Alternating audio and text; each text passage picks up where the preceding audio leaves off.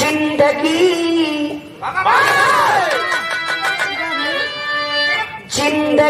यह मिली सबको सौभाग्य से,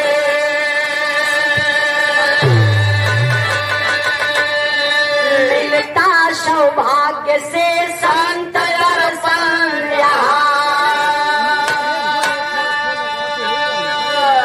नाम कर जाता है कोई सौभाग्य से,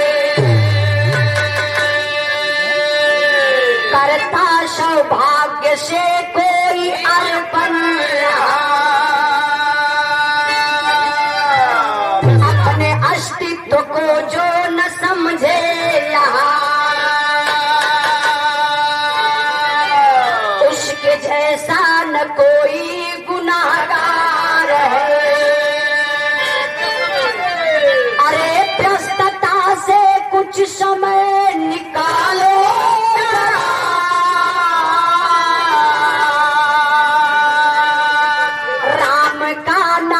ले लो यही प्यार है।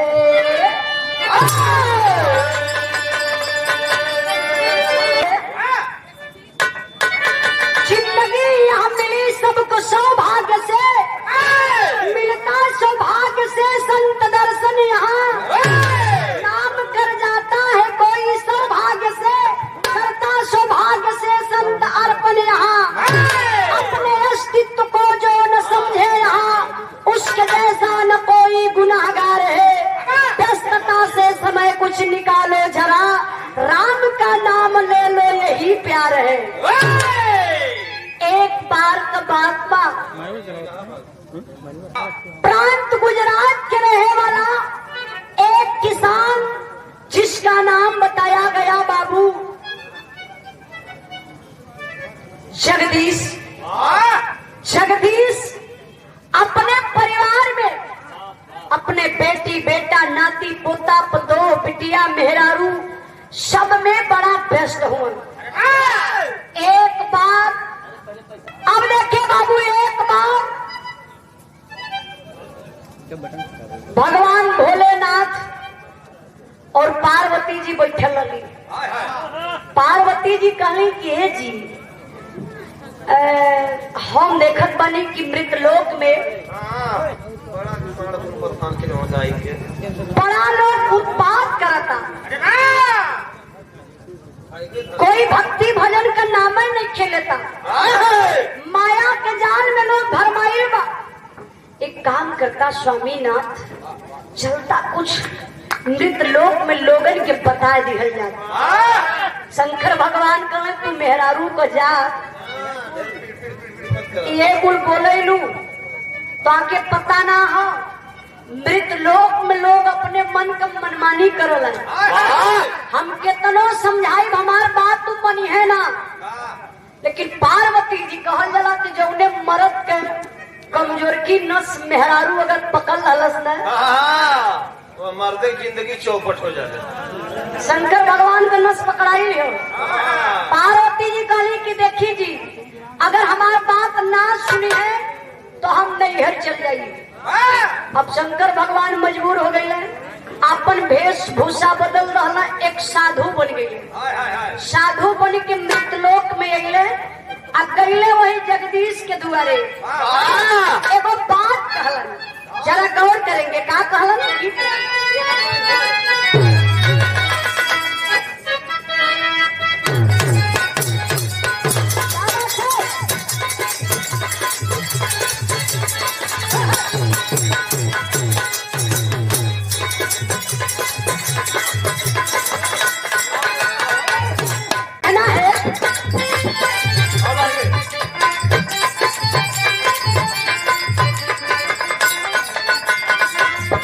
कुछ ना ले आए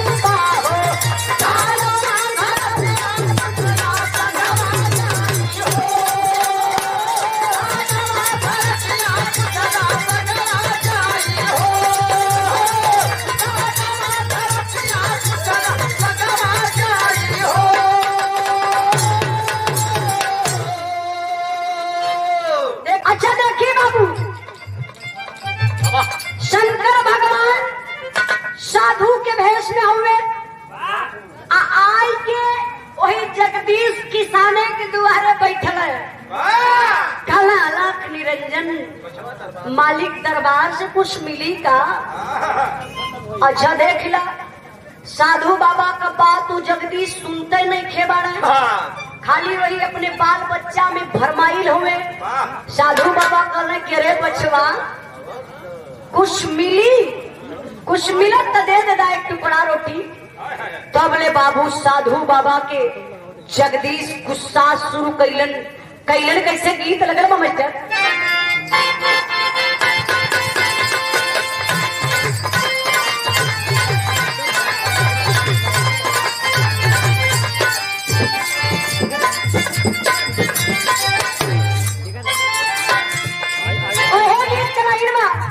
जौना गीत के स्वर्गीय बेचन गुरु गौले बड़न। कैसे मास्टर साहब? अब हिन उमरिया के बारी हो, आरे बारी हो, पियवा मांगे लागा भाया।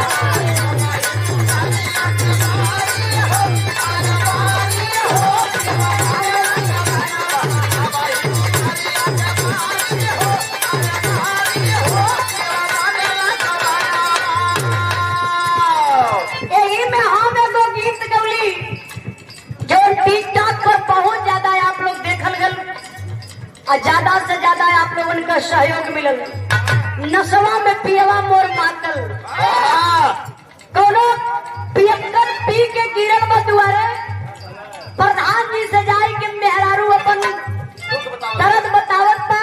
जौने में प्रधान हमारी बड़का भाई बनल हो, ये प्रधान जी हो, हम मंगल भाई और हम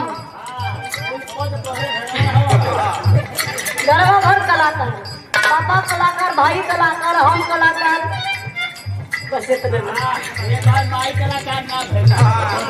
गीत के हम गौले बने कैसे?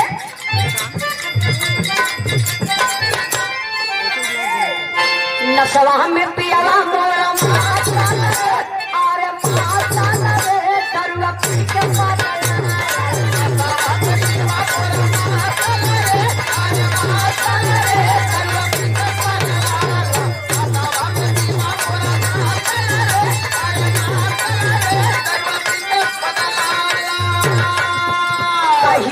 पहली सरिया फाचा रे, अरे फाचा रे दरुआ पी के पागल।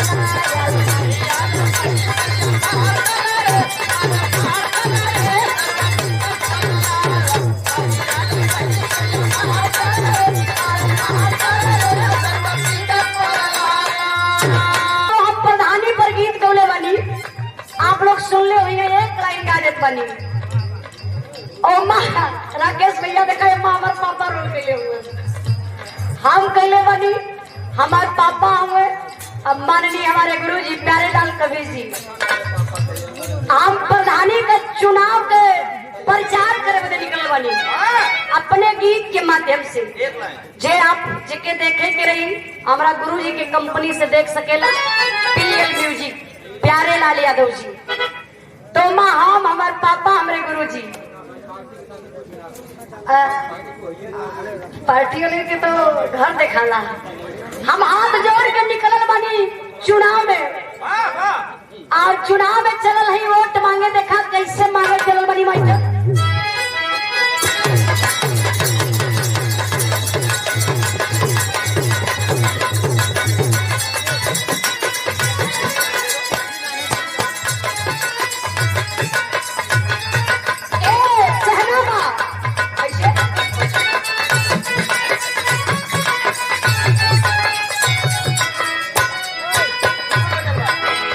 कुल बजल पापा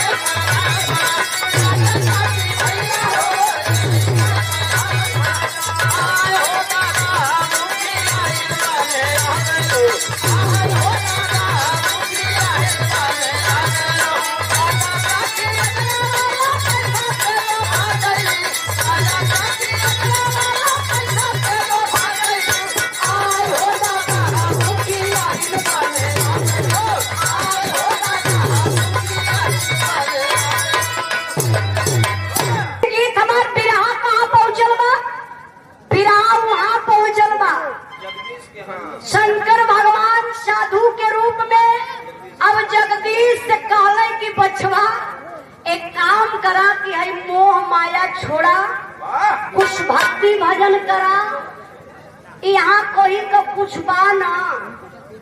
अब इतने शिक्षा दे तो जगदीश का खोपड़ी गर्म हो गई, गुस्सा में नाल अपने पतों से कहले कि देख तरे लिया लठिया था, पतो लिया के लाठी देता हो। अब वही तुम्हारे जगदीश लाठी लेके बैठल और साधु रूप शंकर भगवान से कहलन का है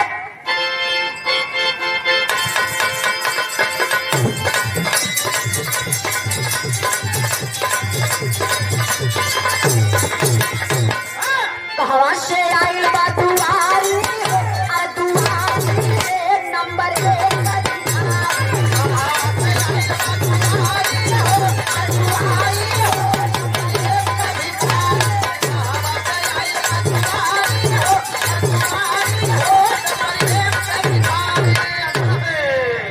कलश के कहाँ से आ गईला? तो आप बता बा कि हम के बनी, पूरे गांव पूरे क्षेत्र का बड़का किसान बनी, सब बड़ा हम सम्मानित आदमी बनी।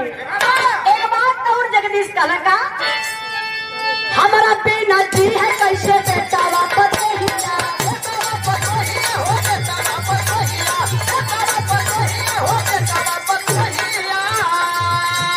नहर के हम ही बताई कूलर नहीं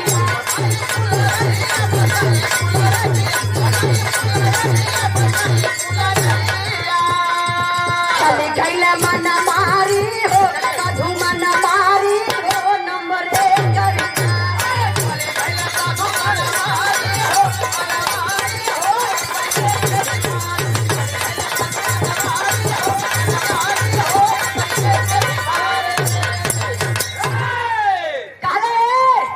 बड़का तू शिक्षा देवे वाला भलुआ तो आके पता बा कि भक्ति भजन हम करबे तो है मेरे बेटवा पतो परिवार के खेत बाड़ी के देखी, फिर यहाँ पर ध्यान दे बाबू। कलर की एक काम करा, हमके शिक्षा मत दा, है अपन झोली उठावा चल दा। साधु बाबा कलर की बचवा अरे काहे गुस्सा करत आला, तोहरा के कब ले याद लोग करी, जब ले तेरे ही ना भइल रही तब तक तोहर याद पूरा परिवार पूरा समाज करी, और जौने दिने चल जाइबा तेरे ही के बाद से तो के याद ना करी। कहाँ जल्दी निकला। साधु बाबा मन गिरा रहन, मतलब शंकर भगवान मन गिरा के कहना यह मृत लोक बा। ठीक बा बचवा, कलर की हम तो जात बनी लेकिन जगदीश बड़का किसान हुआ ना, तो उसे फिर मिला, बड़ा सम्मानित व्यक्ति बड़ा ना। ठीक बा, हम जात बनी लेकिन तुमसे मिलबे। साधु बाबा चल रहलन, धीरे धीरे भयल का मास्टर साहब गीत बदल गए।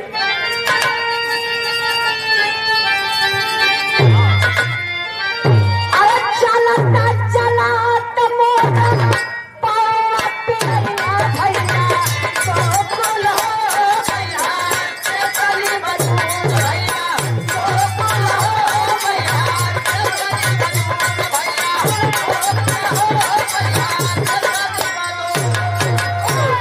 अरे धीरे धीरे दिन, अरे धीरे धीरे दिन चली सारा दिन गईला साधु जी हो जाए उधर के बाद साधु जी हो जाए उधर के बाद साधु जी हो जाए उधर के बाद देखला न बुढ़ो हम छोड़ा ना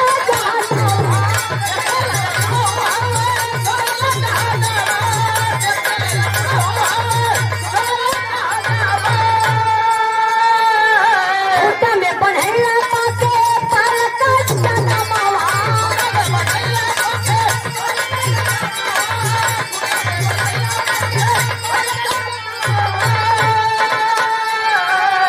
अरे मानव जन्म से फिर बल बल गईला साधु जी हो जाए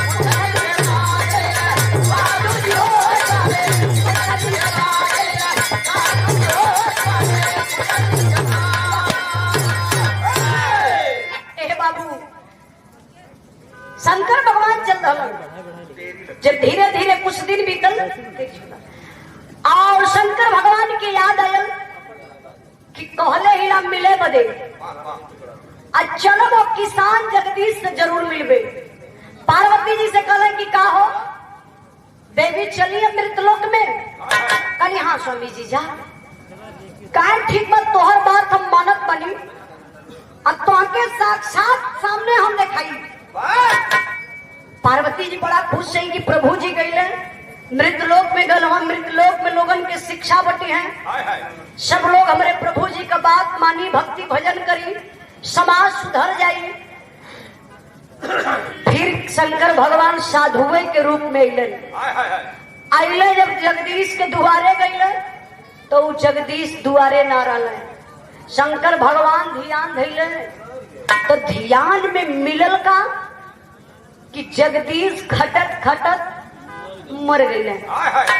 मर गए जरूर लेकिन वो जन्म पौले तो जन्म कहाँ पौले कहीं अगले बगले ना वही अपने घर में जन्म पौले बैल कर बरधा कर। अब बरधा का जन्म पौले हुए दिन भर रात भर खटे और खट के आए के वही बगिया में बगीचा बगल में रहे वही बगिया में बनाया जाए बढ़िया उनके लहना भी ना रहे जैसे ही तैसे ही भूस घास डाल दे उहे बेचारा बैल खाए। शंकर भगवान आइले पिछवाड़े जाए के वही बैल से एक बेरी जाए के ऐसे ही लमोए से कहले का हो ए जगदीश हमके पहचानत हुआ के हिला। अच्छा तो वो बैल तुरंत के ध्यान में अगल के रे साला ई तो वह सधुआ बा जो हमें मानव जन्म में परेशान कैलस रोज हमके सुनावत रह भक्ति भजन हम मानव जन्म से बैल का जन्म पौली और तबले फिर दुआरे आ गया गुस्सा में लाल बैल रूपी अरे सॉरी बैल बात का वचन गीत बदल गए।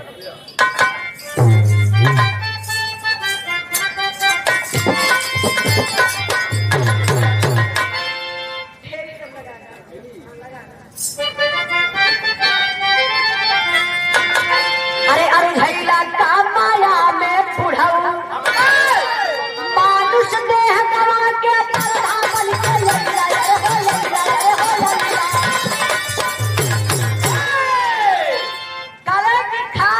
जगदीश मानुष देह गवा के अब बरधा बैल के रूप में आ गई। कौन तोहार सम्मान परिवार का लोग करत बाकी माया मोह के छोड़त ना है।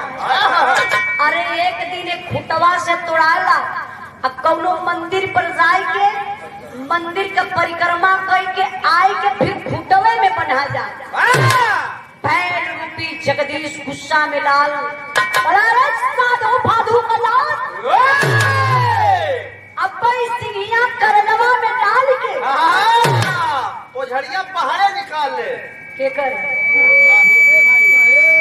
डाल के करजवा में फाड़ दे करजवा। हमें बड़का शिक्षा देवाल हुआ कहा बनी की चढ़िया। शंकर भगवान सोचले कि अब तो बुरा हो जाए।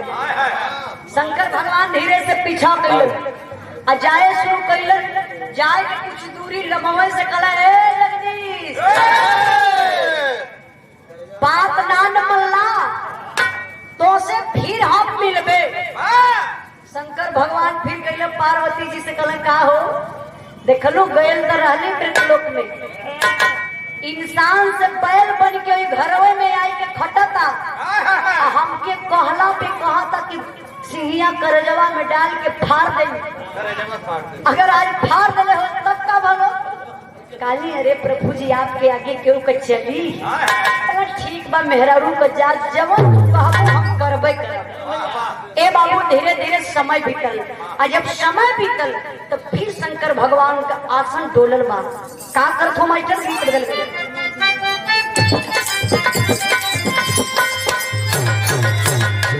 कौने कारण धनिया बेर अपना हो गइलो कवचो कौने कारण धनिया बेर अपना हो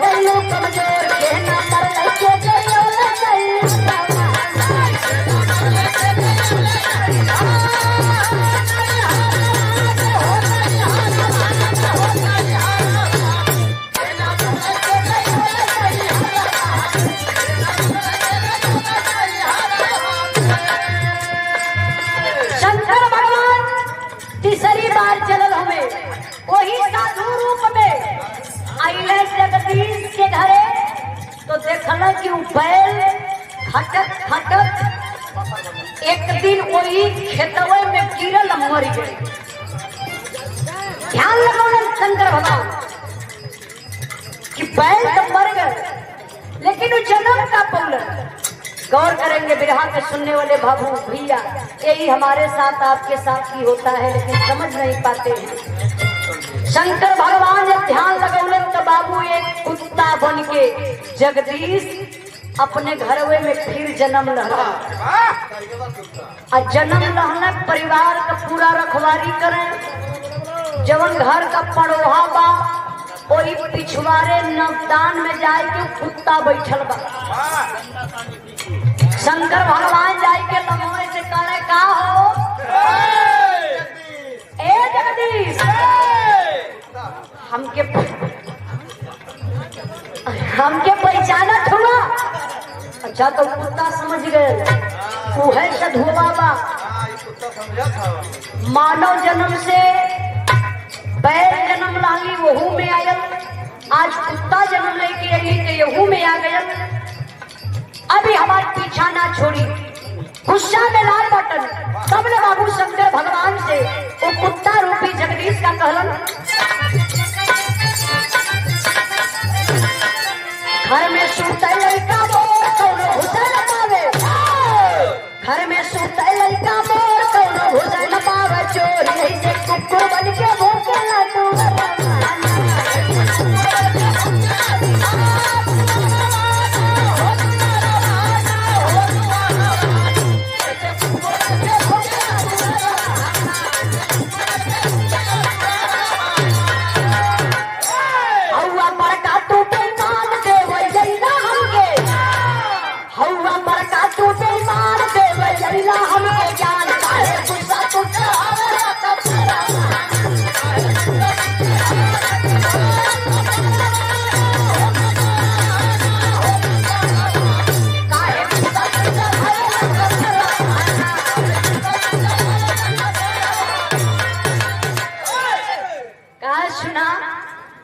कुत्ता रूपी जगदीश कल कि हम पहचानत बनी, हम वह जगदीश आप वह साधु हुआ।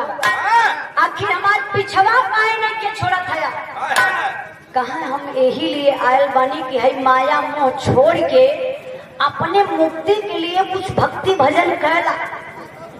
कह सुना कुत्ता रूपी जगदीश कल सुना भक्ति भजन का भाषण हमके कम सुनावा। आपके पता ना होई पूरे गांव में सबकर चोरी हो जाले लेकिन हमारे घर में चोरी कबो ना होले। बतावा जैसे ही गांव में चोर अवेला अपने पेटवा पतो का जाए के अंगूठा पकड़ के हिला देला। रात भर बेटवा पतो जागल करल हमारे घर में आज तक चोरी ना भई, घर का परिवार का रखवारी हम करी ना। अरे बाप रे बाप इतनी बात जब साधु बाबा सुनत हमें मने मन सोचत हमें कहने की बतिया करे समझ में आवत ना बा। हमके समझौले का मतलब का होता कल ठीक बा हम चलत बनी लेकिन जगदीश तो से मिलब फिर। शंकर भगवान फिर गए ये बाबू और जब कुछ दूरी पर गए तो वहीं से वो बात कहलन का कहलन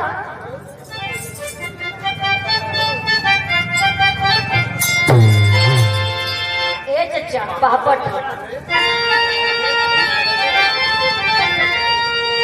अरे का सिखलाई बात के होके सहुरावा पाया नगरी में सही बात भी लागेला सहुरावा पाया नगरी में।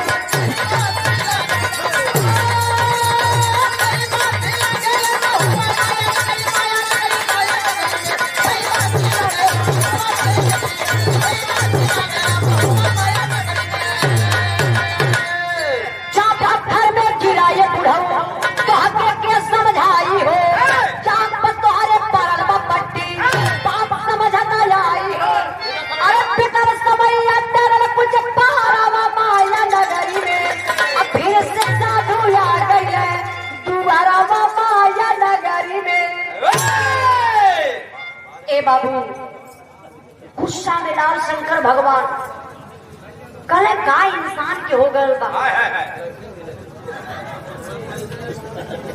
समझ में कुछ वक्त देखे कल जात बड़ी जा जगदीश जवन मन करे तमन करा।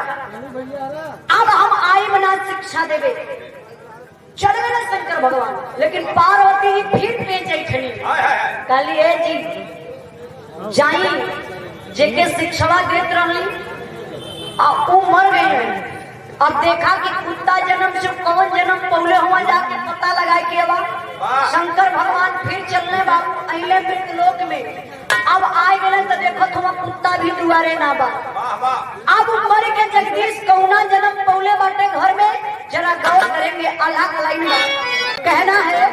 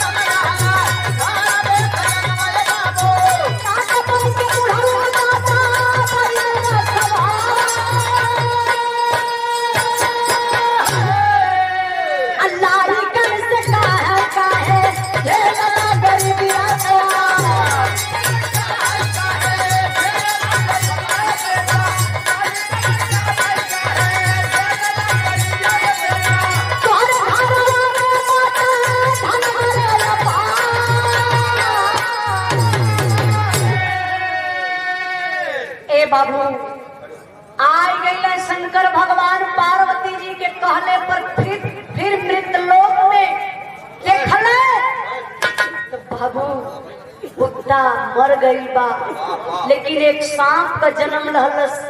वही अपने घर में जगदीश थोड़ा से घड़ा में धन गाड़ल रहल, वही घड़ल घड़ीला पे जाए के सांप बन के से फुफकारत बटन। साधु बाबा गईले कहना ए बचवा तोहरे घर में बड़ा दिन से आवत बानी, गरीबी देखत बानी, बर्दाश्त ना होत बा। एक काम करता हमार बतिया मान लेता, तोरे घरवा में कुछ धन गाड़ल बा वही के निकाल लेता, गरीबी दूर हो जा। हे बाबू अब वो बेटवा पतो लालच में पड़ गए कहीं बाबा सही कहत बा कि गलत कहत बा। गलत ठीक बा बाबा का बतिया मान ले जाए। बेटवा पतो अंदर जाए के बाबू गड्ढा खोदे लगल, जब गड्ढा खोदत हुआ तो सांप निकल के फुफकार दहलस। जोर से जब फुफकारलस सांप, बेटवा पतो पीछे हट के पतोहिया लिया के वो लाठी दहलस बेटुआ की, अपने पति के लाठी दहलस। और वो बाबू जगदीश के बेटवा खींच के वही नाग देवता वही बीच खड़ा पे चला दहलस। अब तिरमिछाई के नाग बाबू वही घर में गिर के ऐसा ही करता। साधु बाबा बारे बैठल कहला का बचवा मिलल धनवा की ना कहला बाबा कुछ मिलल उलल ना तुझा, ऐसा बकवास बहुत साधु बाबा कहला रे बचवा वो धना हमें चाहिए ना, कुछ जीव जंतु मिलने की ना। कहला हाँ बाबा एगो सांप मिलल। कहला कैला का लाल, कहला खेरे जब सांप दुश्मन मिली तो के जिए छोड़ल जाई। साधु बाबा कहला ओ हो बचवा बड़ा गलत कैला, उ केहू दूसर ना रहल हो लाल, वह तोहर पिताजी रहना। अरे बाप रे बाप, बेटवा पतो तीन मिछाई के रह गए। साधु बाबा पूरी बात बतौले, कहले कि हम आवत बानी क जन्म से। पहले जगदीश रहले, जगदीश जब तोहर पिताजी मर गए, तोहर पिताजी फिर बरधा का जन्म रहले, तो लोग के खट के खियौले। और जब बैल के जन्म से मर गए तो फिर कुत्ता जन्म घरवे में लेके अइले, पूरे परिवार का रक्षा कैले, गांव का रक्षा कैले। आज सांप बन के तोरे धन का रक्षा करत रहले, आज अपने पिताजी के मार दिला। दोनों रोवत हुए। तबले साधु बाबा गए, कोई सांप के पास खड़ा भइले, कहले का हो जगदीश, अखिया खुलत नहीं खेबा। और तबले बाबू जगदीश सांप रूपी जगदीश साधु बाबा से आखिरी बात कहलन,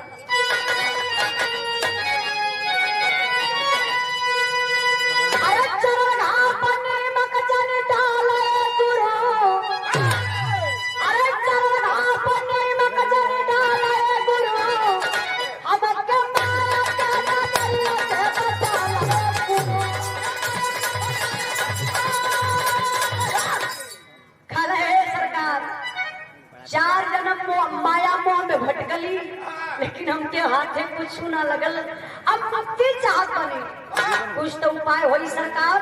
शंकर भगवान कहले कि 1 मिनट और नाग के उठाए के झोली में रखले, ले जाए के मंदिर का परिक्रमा कई के वही मंदिर के गेट पर रखले।